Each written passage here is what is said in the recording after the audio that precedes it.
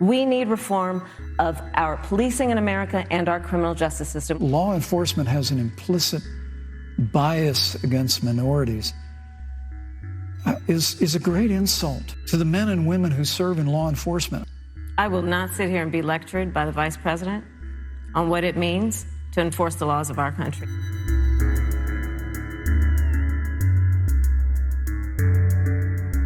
Senator Harris, in the case of Breonna Taylor, was justice done? I don't believe so. And her life was taken unjustifiably and tragically and violently. We need reform of our policing in America and our criminal justice system. Ban chokeholds and carotid holds. George Floyd would be alive today if we did that. We will require a national registry for police officers who break the law. Get rid of private prisons and cash bail. This is the time for leadership on a tragic issue of unarmed black people in America. Thank you, Senator Harris. Vice President Pence, let me pose the same question to you. In the case of Breonna Taylor, was justice done? Well, our heart breaks for the loss of any innocent American life.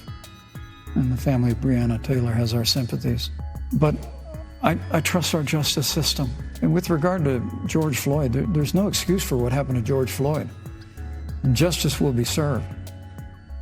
But there's also no excuse for the rioting and looting that followed. You hear consistently from Joe Biden and Kamala Harris that America is systemically racist.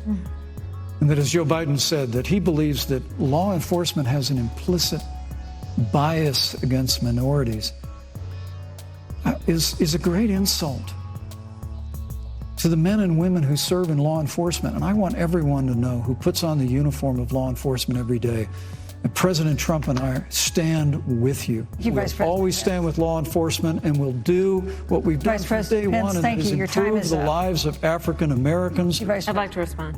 Senator Harris. I will not sit here and be lectured by the Vice President on what it means to enforce the laws of our country. I am the only one on this stage who has personally prosecuted everything from child sexual assault to homicide. The reality is your record speaks for itself. President Trump and I have fought for criminal justice reform. Thank you, Vice President. We fought for educational choice and opportunities for African Americans. Last week, the President of the United States took a debate stage in front of 70 million Americans and refused to condemn white supremacists. I was the first statewide officer to institute a requirement that my agents would wear body cameras and keep them on full time. We were the first to initiate a requirement that there would be a training for law enforcement on implicit bias because, yes, Joe Biden and I recognize that implicit bias does exist, Mr. Vice President, contrary to what you may believe. We did the work of instituting reforms that were about investing in reentry.